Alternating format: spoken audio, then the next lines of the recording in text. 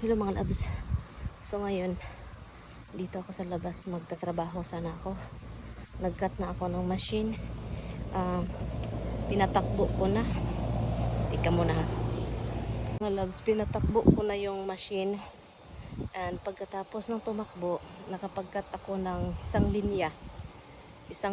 And yun, turmeric. So turmeric naka-standby ako doon sa gilid dyan, o dyan. Naka-standby ako doon. And then pagkatapos dito tayo sa atong sa prutasan tayo mga labs. Naka-standby ako doon, and then pinahinga ko yung machine. Kakatakbo ko lang talaga. And then pagkatapos nun, turmeric nga siya, no. So pinatakbo ko siya, look, kita ninyo, may lakra ng gulong niya. Nahihiya ako papunta doon. So dito ako sa likuran dumaan, ganun. Binalik ko sa aming shed yung machine ng lawnmower. So ngayon mga loves, parang sira na naman yung talaga yung lawnmower. Akala namin parang may problema talaga yung machine. Si Tami ayaw talaga niyang anuhin. Ay, gusto kong ipabago lahat yung oil, filter, yun mga filter. Pero hindi niya binago, baka natukan ba? Puno ng damo or dumi. So binalik ko doon sa sa shed namin. Ang haba-haba na ng damo namin mga loves. Hindi siya halata, 'di ba? Sobrang green. Pero alam nyo, mahaba na yan guys. Pangit tignan. You know, kung andito kayo in person, mahaba talaga siya. Look, tignan nyo. Kailangan siyang anuhin. At itong ating prutas, look. Prutas natin, ang dadami. At parang second week of September, pwede na itong ating harvestin. Kuha tayo mga labs. Mga labs, tumawag lang si Tami. So, tumawag lang siya at saka ito, kunin natin yan, ang laki.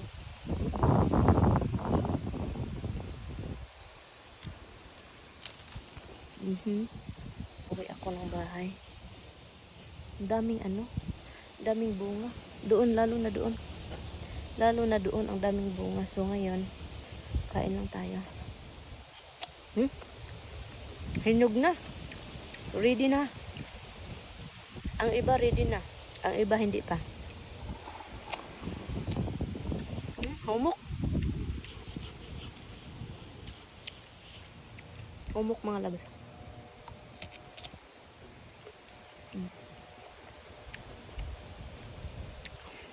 Alerto ako dito mga labs kasi ang daming ahas. Kahit maliliit. Yung pag nag-move kami dito, alam nyo ba na ang daming kong ahas nakikita sa garahian? Sa garahian doon, ang dami kong mga bibi, mga maliliit. Ang sarap. Soft na siya.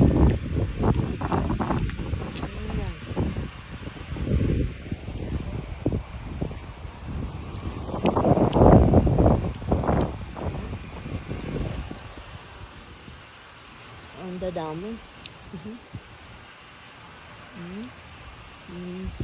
Ano ba? Nahulog yung ko.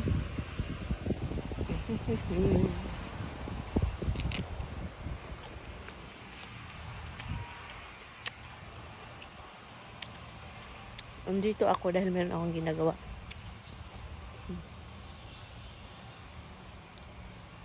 Ang dami mga labs. Ang dami pa mga kahoy. Ang dami. Puro may bunga yan. Andito ako dahil kailangan kong itapon yan. Diyan itapon. And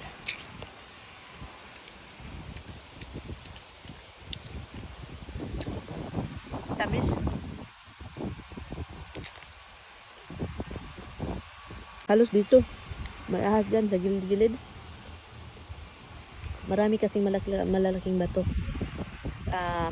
Yung yan, boundary ng lupa namin sa lupa ng kapitbahay. So may maraming bato. Para siyang coral ba, fence, pero bato, nakalinya. So kaya ang daming ahas dyan. Kasi nagkalkal mo ahas, kaya naman nagbangag ba? Ang dami. Kahit yung kapitbahay namin. Yung kapitbahay namin dyan. Sinasabi niya sa akin na, sa amin, na may mga ahas dito. Nakakita na ako dito ng rattlesnake. You know, yun yung talagang dangerous. And mostly dito, yung snake dito is rat snake. Itim. Ako makain ng daga. Yun yung karamihan. Pero may rattlesnake dito. Nakapasok sa bahay nga eh. Binablog ko yun, pinatay ko. Rattlesnake. Masarap.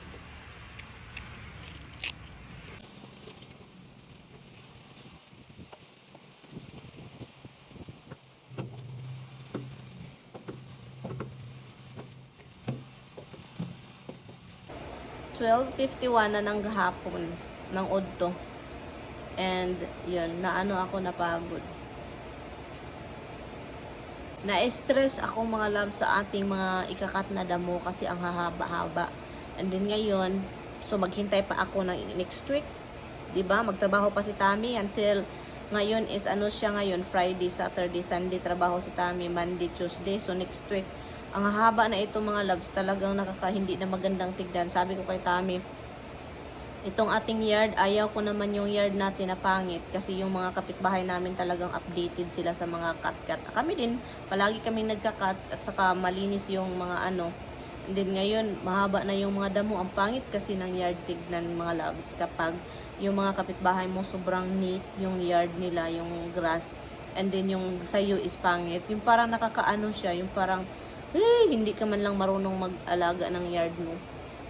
So kaya, yun, na-stress ako. Sabi ko kay Tami, ba't hindi tayo mag-hire ng 1 week lang? Kasi may mga ganito, yung kapitbahay namin, kapag masira din yung nila, mag-hire sila kahit 1 week or 2 weeks na hanggang maayos yung machine nila. Pero alam nyo, si Tami ayaw talaga. Maghintay siya mga loves kung kailan yung off niya. And then, iwan ko na lang si Batman. So, nagluluto na lang ako dito ng ating kanin. Kasi lunch na. And gutom na yung inyong Inday Mirian. So this time, hindi hilaw yung ating niluluto, no?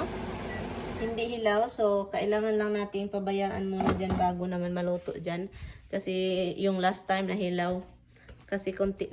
Marami pa rin yung luto ko. Hindi yung tubig. Hindi ko masyadong na measure. So, sa kamay. Tumawag pala si Tami kanina dahil na siya, nabalaka, nag-alala siya bakit daw ko sabi ko kasi sa kanya nung natirikan ako ng machine, nandun sa yard yung machine. So sabi ko na tumirik yung machine, Tami Moy, nandun sa yard. So tumawag, nag-alala siya, sabi niya, ilagay mo dun, paano ko ilagay? Pasanin ko, pasanin, i-carry ko, papunta sa shed. So sabi ko sa kanya, naghintay ako ng mga ilang minuto para yung machine mga loves, parang pump bot, pug. Sabi ko, okay na, umandar na. So, tumakbo ako mga loves, pinapaspasan ko papunta sa shed. Alam nyo ba, bago ko yun bago tumakbo ulit para itakbo ko doon pabalik sa kanyang bahay-bahayan yung aming machine. Parang sobrang sharp yung tunog. Pap, pap, pap, pap. Ganon. Sabi ko, patay, nakakahiya man itong machine na to. Hindi na talaga ito okay. Parang nag-leaking po kasi yung oil din mga loves o yung oil niya ba. So, I think yun yung problema din si Tami talaga. Sabi ko sa kanya, nag-leaking na few months na ito. Sinasabi ko sa kanya, hindi man niya pinapansin. Ay, nako. Sabi ko, don't worry, the machine is in there, but the machine is very annoying and embarrassing. It's like I'm having a pump boat here in the yard. Sabi ko sa kanya. So, yun lang yung balita ko sa inyo mga loves. So, 12:54 na din. Gutom na ako. Kumakain ako doon ng prutas, hindi man kaya guys, maghapdi man yung tiyan ko. Kapag prutas lang yung kakainin ko, yung tiyan ko maghapdi-hapdi talaga.